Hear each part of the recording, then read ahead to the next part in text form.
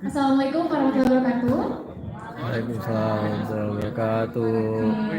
Perkenalkan, saya Arya dari TN20 Prasasti dan saya Sinta dari TN23 Helios. Oke, Sinta, sebenarnya sore ini ada siapa sih? Sebenarnya sore ini itu akan dilakukan dua sesi. Sesi pertama oleh Bang David, Kak Dea dan Bang Reza, dan sesi kedua oleh Bang Gandhi dan Bang Jasmine. Oke, sebelumnya Selamat sore semuanya. Saya mau panggil dulu nama-nama angkatan karena Kairuni. Wah, maju ke depan. Saya mau kasih sebuah buku yang diterbitkan tahun lalu berisi 60 profil alumni Sumatera Nusantara angkatan 1 sampai 19 kalau nggak salah. Ini kita kasih penghargaan buat yang minimal harusnya dia paling konten gitu ya. Kairuni kerja di mana? Rekoloka. Ingat ya tanggal 11 ikutan itu nggak? Yang apa 11 itu? Teman-teman ingat nggak? Foto dong, mana nggak ada yang foto ini? Oh ya, kamu ya. Orang Gojek fotoin orang Rekoloka. Tahun depan akan 25 tahun. Makin keren pastinya karena sudah 26 angkatan yang jumlahnya sekitar 7.500 orang. Terus belum ini persiapan. Oke, nanti ya. Oke, saya hafal. Jadi kasar 7.500 orang. Paling jauh yang saya tahu ada di Moskow. Itu atasnya pertahanan baru berangkat. Dengan di Cina ada, di Afrika ada, di Kasana ada di mana-mana. Itu hashtag yang saya paling senang. Kalau bikin ketemu di Kasana, beneran. Serius saya naik kereta ke Bandung itu kan, baru mau ke rumah dulunya tiba-tiba, bang, ya ketahuan lagi. Terus nanti nggak tahu dia gitu. Ternyata dia namanya Lina, anaknya Pak Asep, angkatannya 20. Prasasti ya. Oh, ya udah terus ngobrol-ngobrol malah aja gitu lama panjang akhirnya sampai Jakarta makan siang saya anterin segala macam gitu. Jakarta saya kena bile, ya kan? Mendarat Jayapura, mendarat di mana terus mau kena bile sebelahnya dan bang saya T17 ya ada juga di Papua, ya kan? Di mana-mana. Ya. Itu luar biasa kita next ya. Nah terus profesinya itu paling banyak itu militer, TNI, angkatan darat, udara, polisi, sudah banyak yang kolonel, termasuk sampai angkatan saya. Terus habis itu sekitar 1.500-an abang, rekan dan teman adik-adik semua yang profesinya itu militer. Kemudian yang polisi itu sekitar 500-an, ya. Kemudian sipil dan mahasiswa itu sekitar 4 angkatan, jadi sekitar 1.200-an kurang lebih. Ya, dan jadi apa yang saya bisa katakan tentang Ikasara adalah kita punya network yang solid. Kita ada, kalau di jalan ini mungkin ya Sudirman, Tamrin, Kuningan, Gatot Subroto mungkin di setiap gedung palingnya ada lah. Kalau kita belum punya datanya gitu, tapi saya yakin lah. Terus posisinya juga lumayan strategis. Ya, mayoritas sudah banyak ada di mendampingi atau membantu para pejabat tinggi di negara ini, termasuk presiden, wakil presiden dan seterusnya. Kemudian alumni yang bisa dipercaya dan juga achievement-nya juga luar biasa. Ini ada satunya di teman-teman kalian, contohnya Richard tanggal 21 lulus UI 3 tahun, langsung S2 ke Cina, sekarang di Gojek. Ada lagi Prasasti Abadi, larinya 76 km dalam sehari. Iya. Ya kan? Saya kemarin 3 kilo aja setengah jam lawan anak saya. Itu contoh aja, contoh yang lain masih luar biasa. Sibuk. Nah ini visi kita selama sampai 2020 pada masa kepemimpinan saya adalah alumni yang bersatu dan aktif membangun bangsa untuk Indonesia maju berkarakter. Nah, kita ada 3 misi. Yang pertama, silaturahmi dan solidaritas seperti sekarang ini. Dengan silaturahmi, kita mulai sekarang ini kita bikin lintas angkatan. Jadi kita bagi 3 segmen karena itu 30 menit apa 30 detik tuh? Hah? 30 menit pagi. Serius? Itu masih lama. 30 menit ngomong apa ini juga ya? Oke, jadi silaturahmi ya itu saling kenal lintas angkatan, jangan cuma seangkatan aja. Nanti kita coba di mix ya, lintas angkatan. Kemudian solidaritas juga, karena ternyata alumni TN ini nggak semuanya juga bisa dibilang beruntung dalam segala hal, beruntung dalam jodoh gitu kan. Yang masih jomblo anak-anak, jangan kasar, nanti akan kaki lagi. Beruntung dalam hal keuangan mungkin atau banyak hal, ya kan. Jadi kita perlu saling memperhatikan juga, bukan cuma yang wow gitu, tapi yang ketinggalan atau teman-teman kalian yang mungkin sampai sekarang belum lanjut kuliah, lanjut sekolah. Ada kan?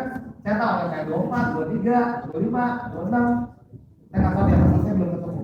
Ya, ada juga yang ternyata nggak diterima di akademi TNI yang lulusnya perwira jadi bintara. Ada juga. Ya. Jadi memang bervariasi ya alumni kita ini. Kemudian yang berikutnya, adalah inkubator dan akselerator. Jadi kita berharap melalui networking kita ini kita bisa terbantu dalam hal pekerjaan masing-masing, dalam hal tugas di kantor masing-masing maupun di kampus. Dan yang terakhir kita bersinergi untuk alma mater dan untuk bangsa kita. Next. Nah, ini ada satu, nanti kita akan dijelaskan lebih lanjut oleh Reza. Mana Reza? Nah, itu Reza ini TN21 nanti akan bercerita tentang itu, tapi Ikasara ingin membantu anggotanya dan mendampingi sampai apa yang dicita-citakan, kurang lebih ASI asuh. Karena kan kita waktu PDK masih enggak 3 bulan untuk 3 tahun untuk selamanya. 3 tahun sudah selesai waktu kita masih alumni, tapi fase selamanya itu ada di Ikasara. Jangan sampai mau memisahkan kita, kurang lebih gitu ya. Jadi nanti ada Kak Dea akan bagikan tentang kalian manajemen. Kak Dea kalau berdiri, Kak Dea Ginting ini TN9 kayak expert. Sorry, TN10 parting 15 deh, 15 diskon besar. Wah, 20 ya kan. Nah nanti ada Nusantara Leadership Institute menjadi wadah, jadi seperti kayak SMRTN tapi bentuknya itu luar biasa. Nanti Bang Reza yang akan, atau di Reza 20 ya Bang Reza. Yang berikutnya adalah Bank Nusantara.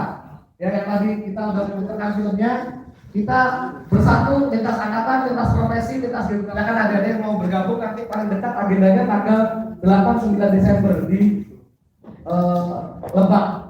Itu naik kereta ke Rangkas Bitung. Itu yang terkenal audiensnya Sepu Baduy. Itu hari Sabtu Minggu. Silakan kalau belum UTS, belum UAS segala macam, silakan bergabung. Pengalamannya sudah disebarkan hari ini. Ya, nah ini Bank Nusantara luar biasa. Terus ada Sehat Nusantara yang kuliah di FK, FKG, kebidanan, apoteker, silakan bergabung. Kita membantu masyarakat yang membutuhkan pengobatan dan juga inspirasi Nusantara. Itu training workshop dan sebagainya. Nanti lebih detail Bang Gandhi akan share untuk kita sedikit ya Bang Gandhi, tolong ya. Kemudian yang terakhir, nah ini ya, kita juga punya sosial media. Yang ini grup F ini untuk angkatan 1-9 kebanyakan pakai ya. Begitu udah ini mainnya Instagram, dan setiap acara gini kita ada di YouTube live. Itu dia nih, asli di YouTube live akunnya @ikasara. Jadi kasih tahu teman-teman yang di rumah, di kosan belum bangun, lagi galau segala macam, nonton live ya. Kurang lebih itu yang saya mau sampaikan, dan saya mau tutup sedikit dengan apa yang sedang kita kerjakan sampai akhir masa periode saya, yaitu kita mengelompokkan alumni menjadi 4 segmen. Angkatan 1 sampai 9 kita sudah rutin bertemu beberapa bulan ini. Jadi setiap bulan sekali kita kumpul di daerah Sudirman Tamrin, After Office, biasanya ketemu satu Jumat. Kita undang salah satu dari kita untuk sharing. Tadi malam itu Bang Budi Raymond Hari Putra. Dia sudah 22 tahun di Jepang, jarang pulang ke Jakarta. Bulan lalu datang ketemu sama kita masukin koran, demo, ya kan. Kemudian balik lagi bawa bantuan sensor gempa untuk NTB dan Palu, dan sampai malam kita suruh sharing tentang quantum computing dan artificial intelligence. Saya pusing, gitu kan. Karena dulu kebanyakan game gitu, jadi apaan nih gitu kan. Malam biasa. Itu kita rutin. Nanti bulan depan kita minta Bang Asin Siregar, AKBP polisi yang baru pulang S3 Transformation di Leeds di Inggris, dan tentang transformation. Kira-kira jadi yang serius-serius, tapi ada yang mau datang boleh. Open, nanti tinggal kontak tanggal 13 Desember. Kemudian Untuk yang lain kita punya Ikasara parenting. Ikasara parentingnya udah nikah, tapi yang mau belajar juga boleh kan? Belajar kan boleh, ya kan? Tapi yang udah nikah punya anak, nanti rencana minggu depan atau minggu depan kita kumpul di Ayam Dingin Radio Dalam. Jam-jam segini juga sore-sore gitu kan, daripada lo mau nggak jelas mau itu belajar boleh juga. Tapi jangan harap ada pejodoh di sana karena semua udah nikah. Karena dulu di sini, ya, kebanyakan harusnya jomblo gitu kan. Kemudian tes 8 Desember kita akan kumpulkan angkatan 10 sampai 19. Kita belum tahu namanya, cuma sementara saya sebut Ikasara yang profesional. Jadi mungkin permasalahannya lebih sedikit lebih rumit dari adik-adik semua, lebih efek sekali dulu. Kita akan kumpul dan seperti ini. Dan yang terakhir hari ini yang pertama adalah RKB. Minatnya, tepuk dong. Katanya tak kenal maka tak sayang, kalau sudah kenal jangan terlalu sayang. 10 menit doang, 15 menit, soalnya jawab nih gue jawab. 12 boleh ya? Terima kasih. Oke, karena saya ngomongin soal talent management, yang mungkin saya yakin materinya itu agak sedikit membosankan dan terlalu angan-angan kalau misalnya adik-adik belum kerja, ya. Jadi saya nggak mau punya kompetitor lain. Yang saya mau lakukan pertama, itu TV-nya bisa di-shutdown nggak? Nggak bisa ya dari gedung. TV-nya bisa dimatiin nggak? Soalnya saya agak cemburuan, soalnya tadi saya melihat yang lain pada kayak lirik-lirik ke TV. Sementara Bang David udah keren banget di sini dengan sepatu yang baru disemir, coba. Lulus pesiar itu Bang kalau sepatu kayak gitu. Oke, itu. Terus kedua, saya juga nggak mau punya saingan ya. Saya mau ngomongin soal talent management. Talent management itu apa sih sebenarnya? Bahasa sederhananya, supaya ini nggak terlalu angan-angan, saya bikin analoginya kalau kita ke sebuah perusahaan. Kan teman-teman pasti nanti semua mengerjakan. Nah, talent management itu seperti apa sih? Setiap perusahaan, setiap bisnis, dia punya bisnis strategi. Siapa yang ngelakuin? Tentunya adalah people. Oke, people itu di tengah-tengah. Cara kita untuk memanage people itu yang kita bilang talent management. Oke, itu yang kita bilang talent management. Talent management itu sebenarnya luas banget. Pertama, kita dari selecting and recruiting. Masuk ada namanya proses onboarding. Begitu udah onboarding, habis itu ada namanya proses punya wadah bareng-bareng di tempat ini. Oke. Kalau kalian kerja, biasanya orang akan bilang, apa sih cara saya sih nemuin kalau saya mau kerja itu di mana? Saya nggak punya slide-nya, tapi bayangin ada 3. Setiap circle itu beririsan. Circle pertama, oke. Ini saya mau sharing dari pengalaman saya pribadi ya. Ini pengalaman saya pribadi. Gak usah dilihat perusahaannya enggak, tapi yang saya mau sharing adalah apa sih yang saya dapat di setiap step itu pada usia segitu. Oke.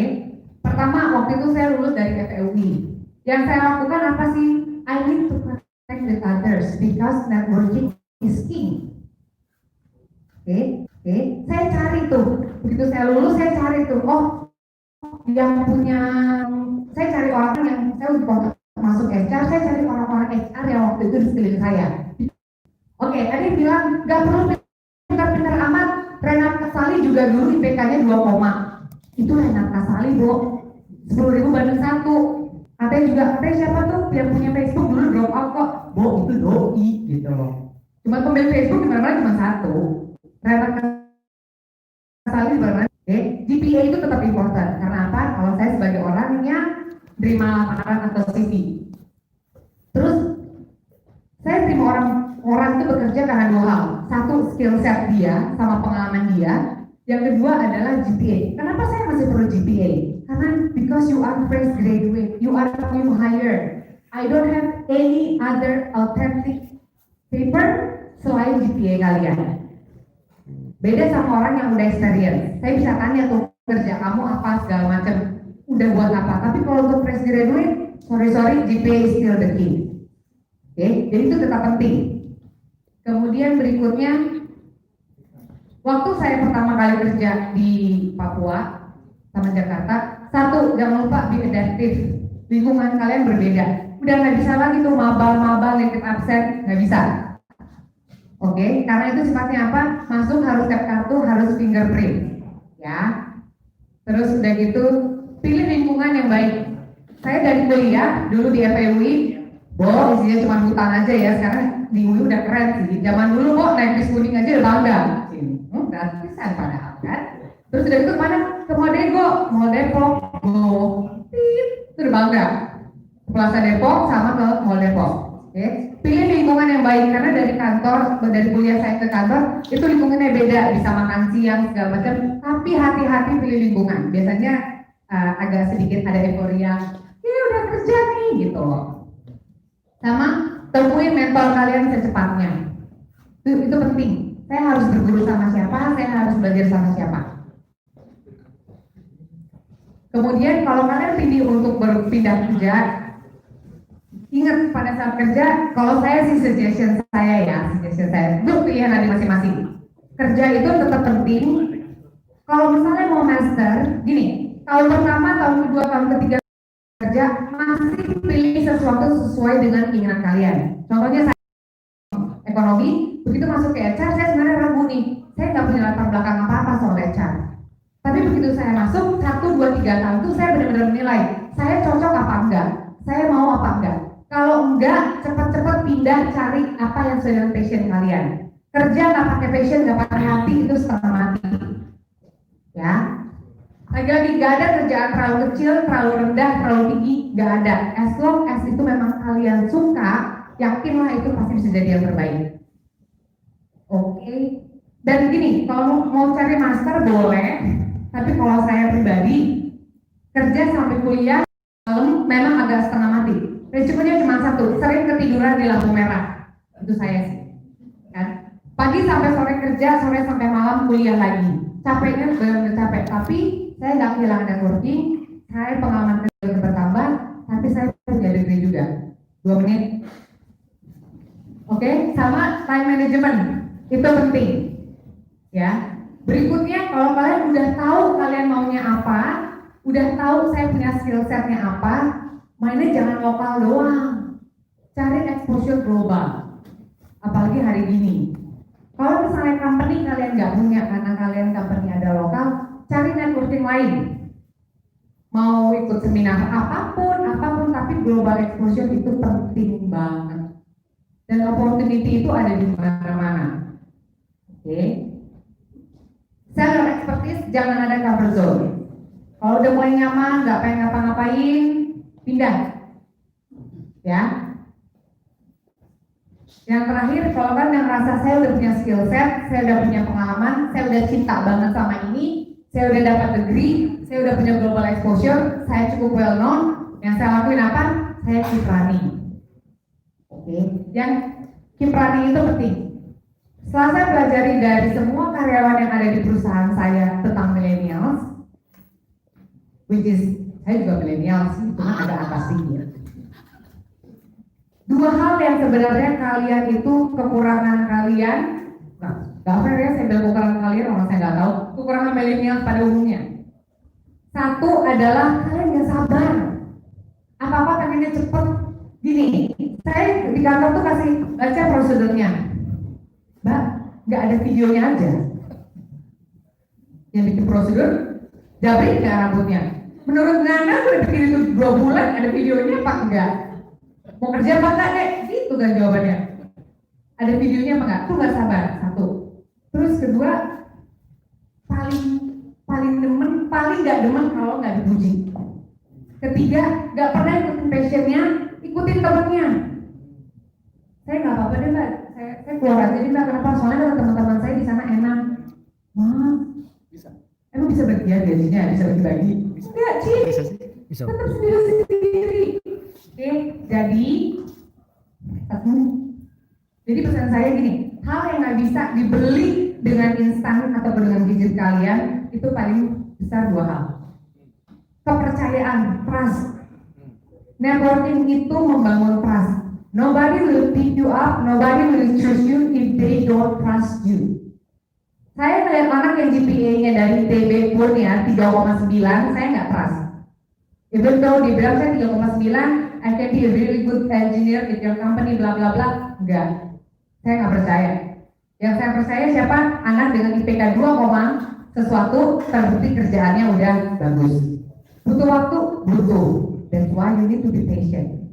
Trust itu penting. Cari mentor yang baik, networking yang baik, lingkungan yang baik. Pegang kuat-kuat, tunjukin kalian bagus, that can build your trust. Kedua, skills dan kompetensi. If you have money, ya kalian bisa beli orang. Tapi itu yang orang siapa? Pemilik perusahaan Jin. Kalian sampai ini, to be honest, posisinya masih yang harus. Kalian beli kenapa? Kalau kalian punya harga, ada barang. Skill set nggak bisa dapatnya instan. Butuh jam terbang katanya orang-orang. Oke, jadi my suggestion is semuanya jangan lupa ikutin bagaimana Ika saran. Nggak akan nyesel, orangnya asik-asik, emang agak cerewet minimal kayak saya. Tapi yakin you will be handle dengan baik karena kita semua kan kayak sama adik-adik.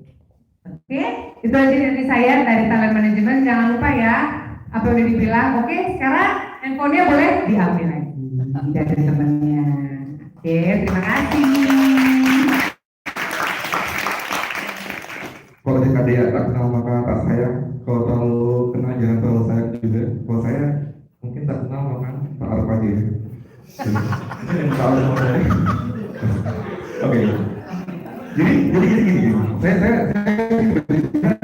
Saya diminta untuk sharing tentang topik ini tentang leadership di Kasara. Nanti aktif aja teman-teman kalau mau tanya tentang itu soal ini. Saya akan bahas sedikit tentang apa itu MRI dan apa yang kita kerjain selama ini. Yang paling atas. Yang tengah. Yang paling bawah. Yang paling bawah. Ini 1, 2, 3.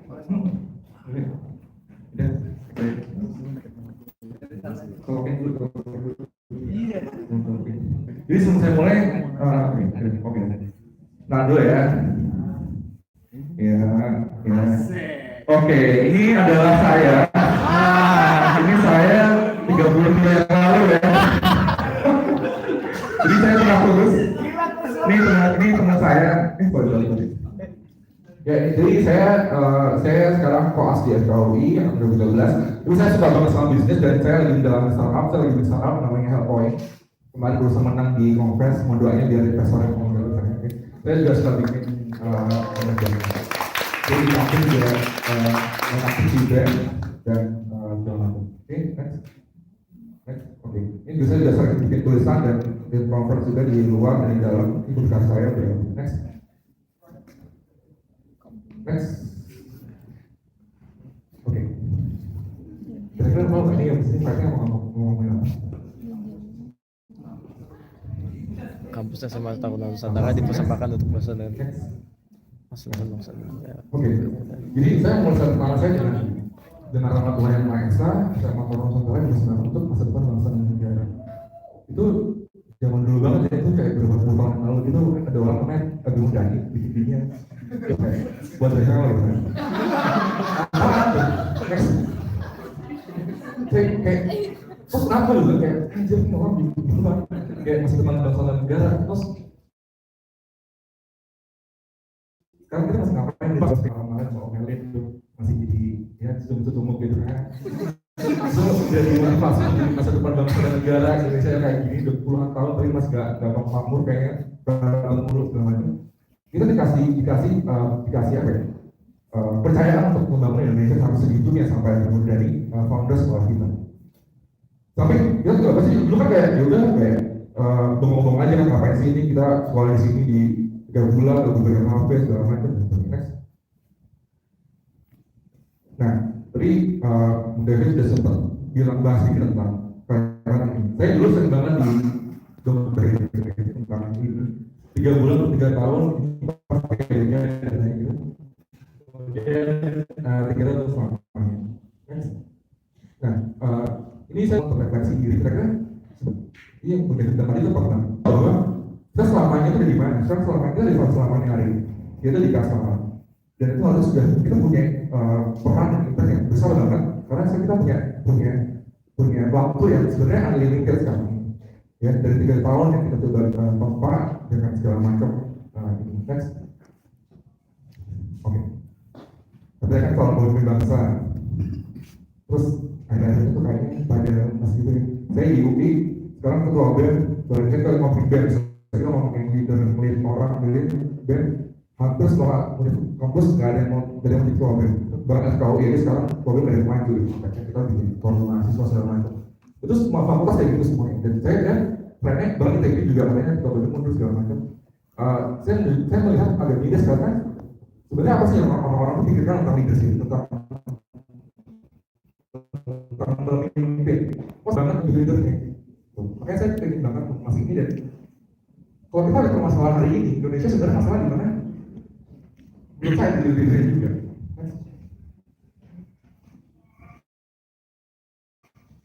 Ini adalah sebuah gagasan yang sudah kami buat gitu ya. Oke. Jadi apa nih setelah selesai gitu? Jadi gimana teman-teman kita semua punya pandangan untuk selalu membenahi diri dan untuk punya orientasi tentang kepemimpinan untuk kelanjutan. Nah, di sini fungsi saya akan secara lebih jauh mengenai. Jadi ini adalah program yang sempat dibikin oleh seorang abang dan kita juga coba perbarui dan coba adaptasi. Ini adalah kita coba pada peta ini kira-kira di level mana manusia berada. Jadi akan saya bahas lebih dalam. Nah, jadi kalau kita bahas tentang NLI, saya bikin semacam FGD ya, tentang leadership. Saya undang abang-abang yang sudah tua, sama yang sedang muda gitu. Kita coba diskusi, kira-kira apa sih sebenarnya yang dibutuhkan sama leader? Kompetensi apa sih butuh? Dan ternyata tiga-tiga butuh banget. Jadi kita akan membutuhkan tentang teori-teori atau pemahaman tentang pemimpin sendiri ya tentang organisasi, tapi juga betul kita sering bantu Pak. Dan kampus-kampus mungkin juga ya salah saya nggak tahu ya gimana organisasi ini kan dengan adanya cara ini saya pikir akan lebih baik ke depan. Oke, next. Nah, NFI itu sebenarnya kita dan ngasih fasilitas yang konkret dan lengkap tentang pengembangan diri mahasiswa, pengembangan diri alumni SMA Nusantara. Jadi kita bikin banyak banget agenda ada ada activity ini adalah sebuah visi yang kita bawa itu lah sekarang. Karena saya rasa masa selamanya itu adalah hari ini ya, sekarang yang kita jalanin lifetime leadership learning experience. Jadi akan kita coba bikin timeline-nya sampai teman-teman akan selesai bahkan mungkin sampai meninggal gitu kali ya dalam proses pencapaian berikut di karir profesional. Oke, jadi 3 hal, lifetime learning, lifetime learning, lifetime impact. Jadi kita prinsipnya kita pengen pembelajaran itu bisa kapanpun, dimanapun, sampai kapanpun ya, adanya online workshop segala macam. Kemudian dalam evolusinya ini kasar banget dan kita penting banget karena kita jadi bikin hal-hal nanti. Kemudian lifetime impact kita akan coba bikin satu apa ya output dari akar dan semua orang yang ikut NLI. Kita coba track kira-kira di depannya mau jadi apa, mau ngapain dan segala macam. Ya, programnya ada 4 ya untuk student, beginner, dan advance. Student itu anak-anak yang masih kuliah, jalan kuliah, ya, yang baru lulus, kemudian beginner yang sudah mulai masuk dunia kerja, kemudian ada intermediate itu yang sudah lama sudah di middle manager di perusahaan-perusahaan atau di level terkait, kemudian advance lama sudah masuk ke strategi level, itu direktur segala macam. Oke, kita bagaimana 2 nggak semua offline. Nah, ini satu pokoknya saja. Ini yang namanya satu online platformnya. Ya, teman-teman sudah belajar di sini. Sekarang website udah ada, cuman belum bisa aktivasi ini. Cepatnya akan juga aktivasi untuk kuliah-kuliah course-nya. Next. Offline-nya juga kita juga kembangin gimana teman-teman punya experience untuk bisa mengembangkan diri dan lebih prinsip tentang leadership-nya dari masalah tentang ekspornya, kemudian kita juga ada memberi riset bahkan sampai saya doli ke abang-abangnya sekitar 3 hari atau seminggu ikutin abang-abang yang memang sudah profesional di bidangnya, teman-teman bisa belajar langsung secara langsung gimana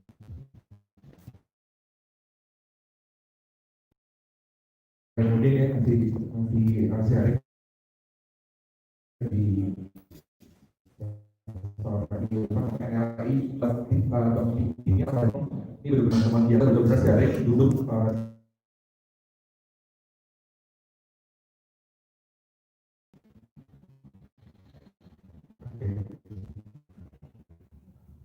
jadi aspeknya sedikit tentang leadership dan leadership kan hari ini sharingnya agak negatif di FMAW tentang gimana kita sebagai orang yang lagi di tahap yang sebenarnya masih galau-galau ini kan, masih pada galau kayak gua kerja apa, gua ngapain segala macam.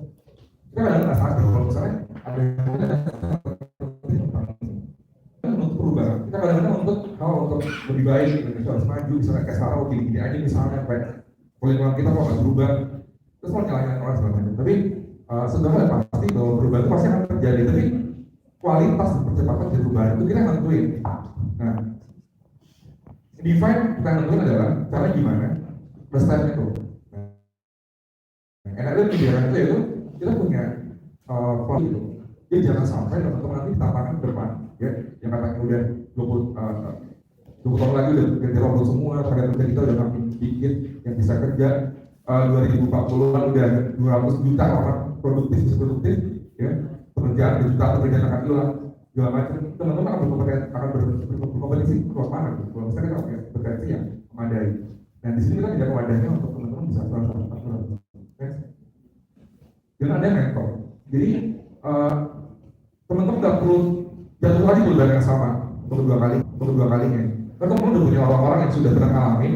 Teman-teman tinggal ikutin, belajar, bahkan bisa explore di dalam. Dan semua leader yang saya coba temui, ya, dan semua CEO segala macam, itu semua punya mentor sebenarnya. Aku di timur itu mentornya Mas Ali. Terus misalnya bahkan di luar juga kayak gitu, semua punya mentor yang diikutin, dia lihat kesadaran ngapain dan kesalahannya apa yang dibantu gimana. Ya, ini mentornya misalnya ini ada nomor yang sering saya ikutin biasanya saya juga di luar KUI ya, ada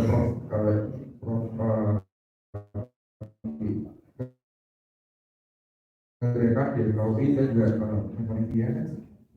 Oke, perspektif itu bukan selalu tentang mimpin orang doang gitu. Jadi itu selama ini salah. Kalau misalnya yang dari situ mimpin orang doang, mengelola orang, mendefinisikan mempengaruhi orang itu bukan selalu untuk lo kelompoknya tim gue buat kelola, buat ngapain gitu. Tapi ada jauh daripada itu. Itu tentang gimana kita sih dan punya impact yang kita pakai. Nah, itu lebih tinggi value-nya dibanding cuma mempengaruhi orang dengan cuma untuk melihat dia dong. Tapi juga teman-teman sekarang kita semua berubah pikirannya, berubah perspektif kita tentang leadership itu tentang value, tentang vision, tentang lead impact, lead change gitu. Itu yang kita coba pikirin. Ketika kita udah di fase itu, butuh untuk banyak orang-orang. Jadi itu yang coba kita ubah, saya terutama di sekarang dengan milenial sekarang dari sini. Saya akan benar sempurna. Oke. Anyway, ini yang perlu banget kita coba pegang jauh dan kita perlu punya agenda prioritas untuk ini. Teman-teman belajar lagi untuk kita kembangin dirinya. Boleh, ini kemarin videonya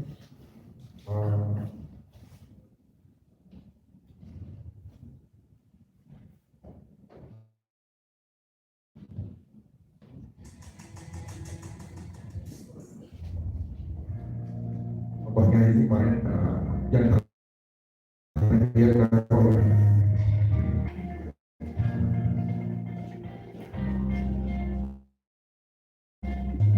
untuk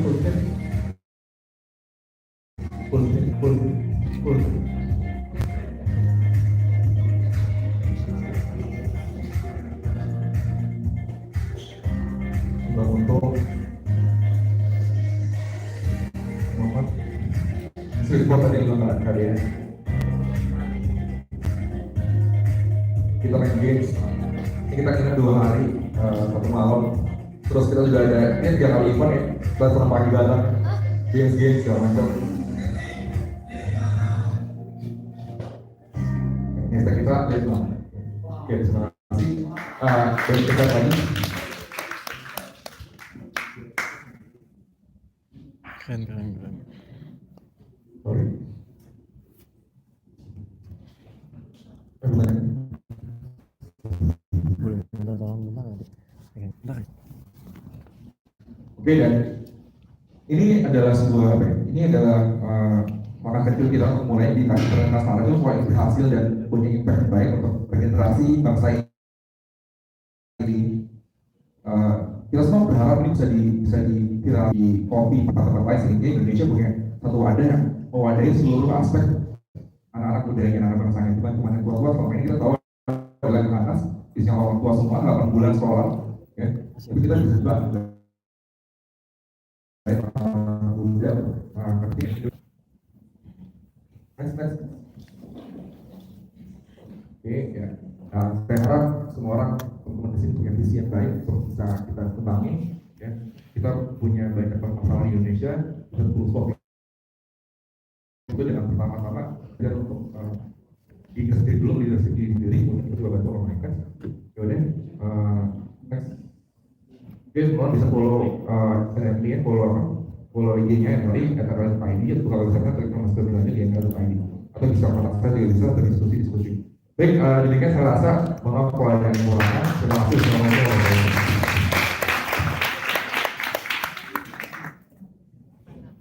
Ya, terima kasih Bang Reza. Selanjutnya akan dilakukan sesi tanya jawab. Kira-kira dari tadi tiga pembicara yang udah nyampein, ada yang mau ditanyain nggak? Ada Bang Pini Sanggara atau dari talent manajemen?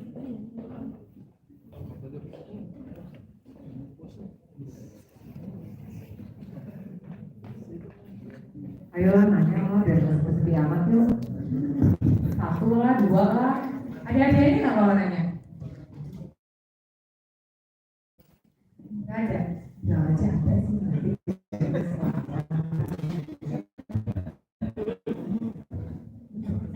Kita 30 detik.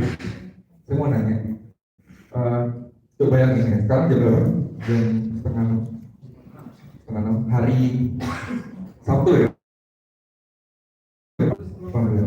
Ya, saya mau tanya, coba teman bayangin, coba diimajinasikan, kira-kira 20 tahun lagi, ya, 20 tahun lagi, oke, 20 tahun lagi, di jam setengah 6 sore, di hari Sabtu, saya pengen tanya 3 hal. Pertama, apa yang sedang teman-teman lakuin? Teman-teman lagi sama siapa? Dan lagi di mana? Oke, saya ulangin. 20 tahun lagi, di jam setengah 6 sore, ya, jam setengah 6 sore, 20 tahun lagi, saya pengen tahu Sabtu ya, 20 tahun lagi, teman-teman lagi di mana? Sama siapa dan lagi ngapain? Ada beberapa komponen yang penting untuk membantu kita mencapai life goal kita tadi. Salah satunya yang menurut saya, pengalaman saya pribadi itu networking.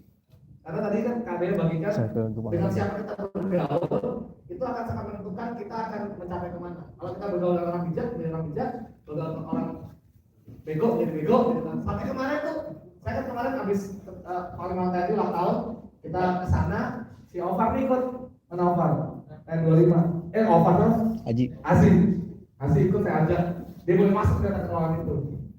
Terakhir Panglima salaman gini, tadi kita kan wah kayak gitu salaman terus gini, wah kalau saya bergaul sama orang-orang pintar saya bisa jadi makin pintar ya. Itu seorang Panglima TNI ngomong kayak gitu. Jadi tadi kan kita sudah set tujuan, ya kan? Karena kalau waktu makan kita pengen sempat tulis ya. Pertanyaan saya adalah ini, untuk mencapai tujuan yang kita udah set, kita perlu bergaul dengan siapa? Itu perlu kita set dari sekarang.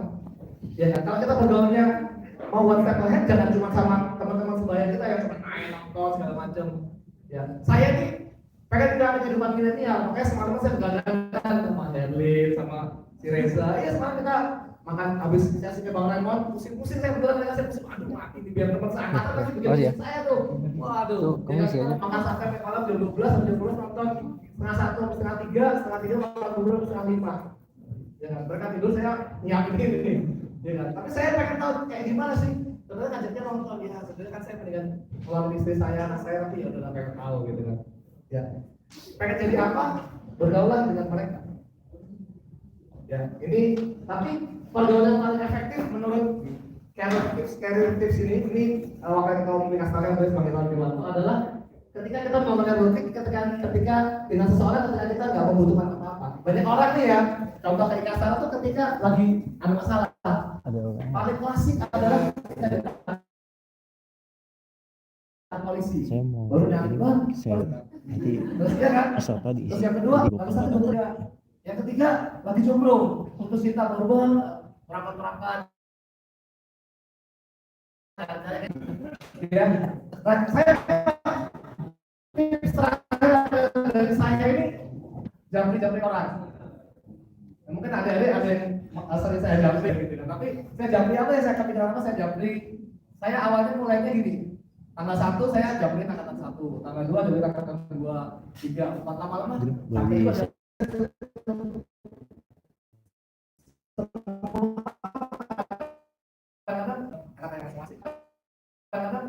masing-masing. 30-an gitu kata-kata kita baru habis angkatan di apa. Jadi ketika kata banyak yang nanya ke saya kan, baru saya tanya siapa yang di kementerian ini, siapa yang di ngurusin rumah sakit Polri. Sampai tanya dukunnya nanya ke saya, bang, saya perlu dukun untuk ini. Ini kan kerjaan komunikasi lagi. Tapi itu macam-macam penyakit putus cinta, cari pacar lah, inilah segala macam. Ya. Saya itu cara saya ini, saya bagi share saya belum baginya anak-anak yang dari atasnya, tapi mudah-mudahan ini bermanfaat. Ini ya kesel kan kalau teman kita baru dekat kita ada butuhnya kan, tapi kalau ketika teman kita geser apa segala macam itu membuat bonding makin dekat. Ya, oke. Ada ya? As the number one leader, what is your biggest fear in leading this company? Dia sendiri pun gak expect saya bakal nanya kayak gitu dong. Dia setelah itu dia bilang, mana itu cewek yang gak punya rasa takut? Kayaknya saya bukan bilang saya gak punya rasa takut. Yang saya tanya adalah, kita aja di sini nih di Indonesia yang cuma kayak busa deterjen, gak dibapain aja hilang gitu kan. Itu tuh setiap hari takut ke kantor, takut produksi gak mencapai, takut saya gak mencapai target. Jadi kamu itu setiap malam bisa tidur gak sih? Tahu gak jawabannya apa sama saya? Dia gak jawab yang kayak, saya harus enggak, dia jawab cuma gini. Jadi pertanyaan saya adalah, what keep you awake midnight sampai lu nggak bisa tidur sebagai orang nomor 1? Sebenarnya saya bertanya gitu tuh bukan untuk benar-benar pengen tahu, tapi yang saya mau adalah dia ingat sama saya. Itu tujuan saya sebenarnya. Saya pernah interview satu anak ITB, pinter banget. Tapi dia begitu masuk ruangan, dia duduk, dia bilang, Mbak, maaf saya bukan menghina. Saya ternyata nggak mau jadi engineer, saya pengen jadi sales. Dia daftar untuk production. Saya situ tersentuh banget tuh karena dia jujur. Berikutnya perusahaan pengen downstream yang jualan oli pengen nyari, saya yang nyari anak itu. Saya pengen nyari anak chemical engineer yang IPK-nya ITB 3,96 dan dia bilang saya nggak mau jadi engineer, saya mau jadi sales. Saya cari anak itu sampai dapat dan sekarang dia sebagai salah satu karyawan terbaik di tempat saya. Padahal tuh kita orang-orang pada, kamu yakin engineer jadi sales? Kenapa? Dia dapat sweet spot dia. Dia dapat, saya mau jadi sales mbak. Tapi saya jualan oli, saya tahu, saya punya skillnya tentang chemical. Saya tahu mbak jualan apa, saya tahu barangnya. Tapi saya punya kemampuan ngomong dan saya setiap hari pengen ngomong. Perusahaan butuh banget untuk meningkatkan penjualan. Hasilnya dia jadi orang hebat banget. Padahal pertama dia kayak engineer 3,96 yakin mau jadi sales. Dia yakin saya mau jadi sales. Saya cari anak itu 6 bulan, saya kasih dia salary paling tinggi, saya bilang saya yakin banget Pak anak ini pasti berhasil. Dan sekarang dia keren banget dan semua orang akan topi buat dia.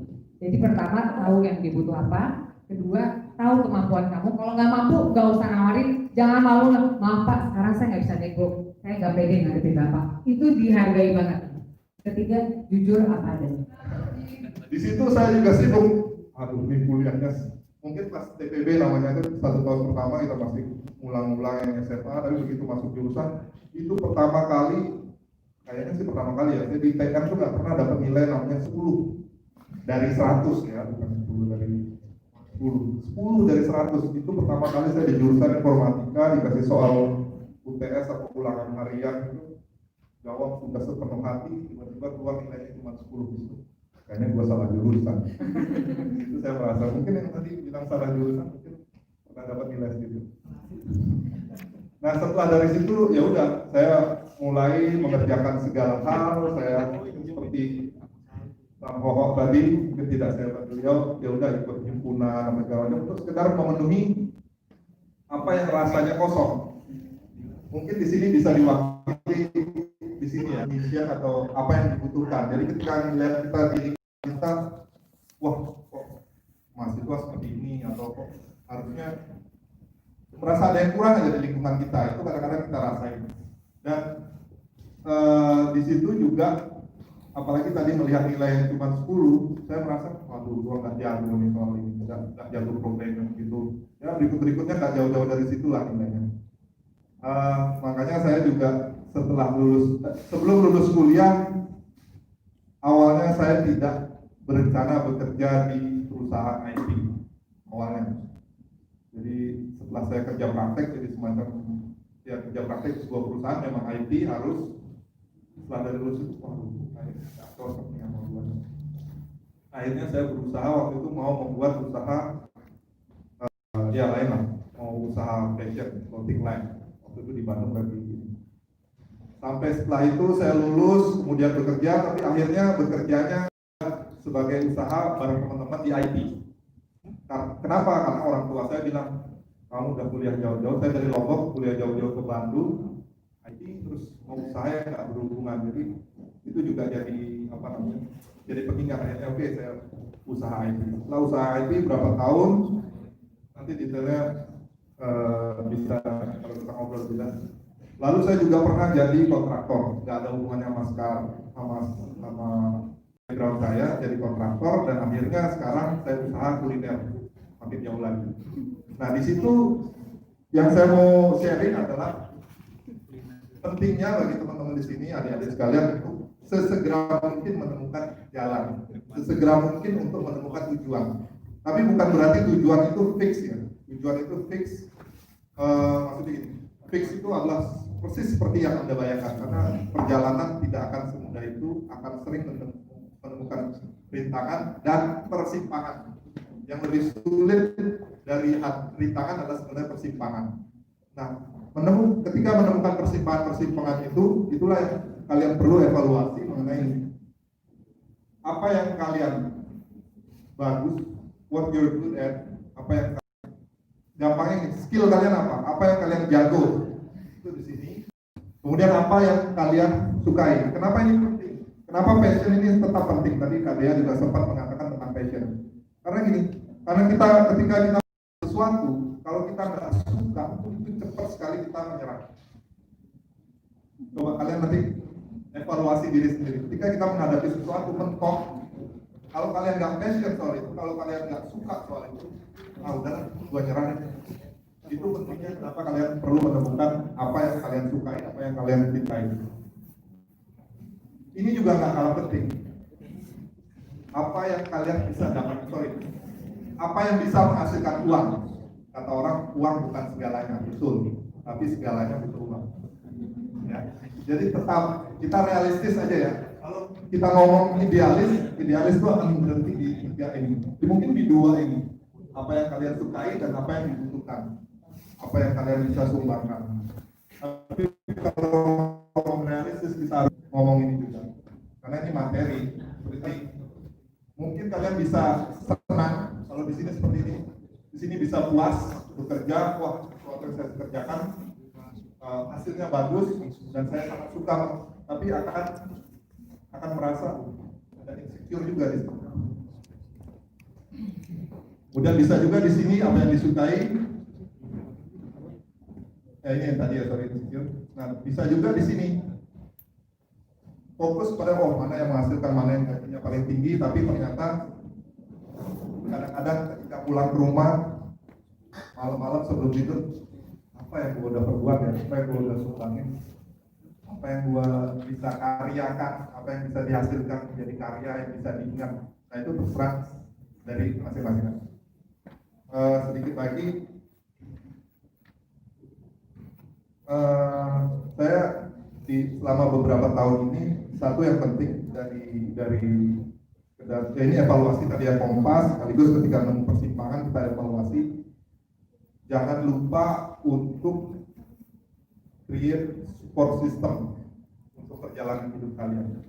Apa support system ini? Salah satunya yang tadi adalah networking.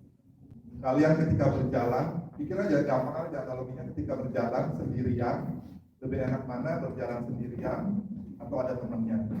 Lebih enak mana jalan sendirian atau yang tahu jalan? Gitu.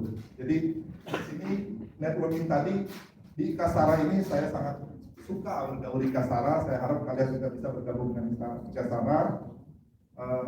Disinilah saya menemukan tadi teman untuk bisa jalan bareng. Dan beruntungnya saya menemukan ada abang kata tempat Bang Komang di situ untuk jadi mentor saya. Jadi dia yang bisa ngasih arahan, membantu saya membantu mengarahkan. Ketika saya bosan terhadap sesuatu, Bang ini begini nih, saya rasanya agak males nih. Sudah, di situ kita bisa diskusi, diarahkan untuk bisa jalan lagi.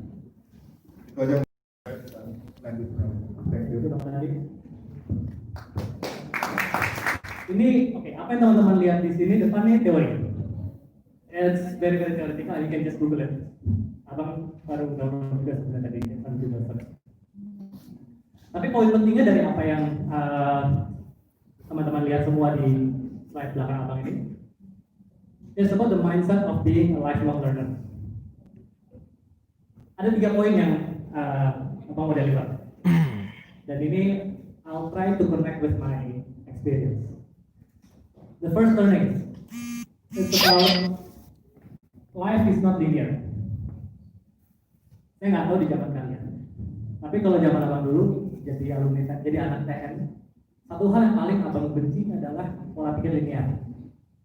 Bahwa kamu harus selalu lulus jadi engineer, bahwa kamu lulus jadi dokter, kamu lulus jadi TNI. I hate that. Kenapa? It feels like I'm in a very small cage. Sempat sih kepikiran di kelas 2, kok kayaknya seru nih masuk TNI AL. Keren doang. Cuma belakangan kayaknya enggak ada. Dulu nggak kepikiran sih, cuma begitu sekarang lihat dari ke belakang, this is when my immediate needs to think and have a growth mindset kicks in. Karena kalau orang tua abang keluar dari ibu, bapak dan beberapa keluarga lain itu dokter. Lalu abang stick ke fixed mindset dan melihat histori masa lalu saja. Hands down, I'm gonna take FKUI or Unpad utama karena keluarga abang banyak dari Unpad. Cuma saat itu setelah pikir-pikir, do I really want to be like them? Or I'm not saying that I disrespect them, but do I want to take that as my choice? Ini balik lagi abang lagi. Apakah ini hal yang abang pikir relevan? Apparently enggak. Nah ini nyambung sama karir pilihan setelah itu. Setelah lulus dulu aku di teknik industri ITB angkatan 2003 dan lulus 2008 tapi udah keterima kerja tahun 2007 pas lagi sebelum lulus masuk PNG program gandol. Masuk PNG kerja 2,5 tahun, di tahun kedua seperti pikir sempat pikirin keluar negeri dan saat itu sebagai lulusan ITB pikirannya capek banget. Yang penting gue dapat kerjaan yang bisa gue pamerin. Pikir juga sustainable nggak sih pola pikir kayak gini. Dan saat itu yang gue pikirin adalah lihat senior country directornya, all those Gen X lah kalau dibandingin millennial dan Gen Y atau teman-teman kami di sini. Kalau pikiran adalah if I see myself in the next 20 years, do I want to be like them? Ini bukan berarti pikir personalnya mereka orangnya jelek atau gimana, enggak. Tapi ini nyambung sama poinnya awal tadi. Saya melihat diri saya ketika di posisi mereka, seberapa sukses pun mereka, apapun saya nggak boleh juga berapa uang yang mereka hasilin, ya jadi di atas saya saat itu. Tapi apakah apa yang hal yang menarik buat saya? Apakah saya mau menjalani hidup seperti itu di masa depan? Jawabannya secara sederhana saya bilang tidak. Dan saya coba untuk keluar nyaman untuk saat itu menjalankan usaha. Coba serabutan segala macam, coba konveksi, coba bikin peternakan ayam di Lampung, misalnya ada yang 11 yang juga dulu tuh asli metro, saya juga kerja sama dia jualan ayam segala macam, berantakan. Akhirnya hasilnya juga gagal juga. But it comes to my second point of learnings. That at the end of the day you will eventually fail. Lo pasti akan gagal, pasti. Kita lupain soal cita-cita yang salah. Kita pasti ingin berhasil. Tapi dalam proses menuju berhasilnya, Karena dalam benak bahwa pasti ada proses di mana lo akan pasti gagal. Pertanyaan berikutnya adalah, lo yakin nggak lo dapat apa pembelajaran dari kegagalan itu? Relevansinya dari cerita atau adalah setelah dari segala macam usaha sambutan atau start usaha startup yang namanya Valado. Bisa di googling namanya VALADO. Startup yang eventually akhirnya jadi perusahaan travel online di tahun 2010. Yang tahun 2011 saat itu lumayan lah dapat investment $500.000 perusahaan namanya Wigo.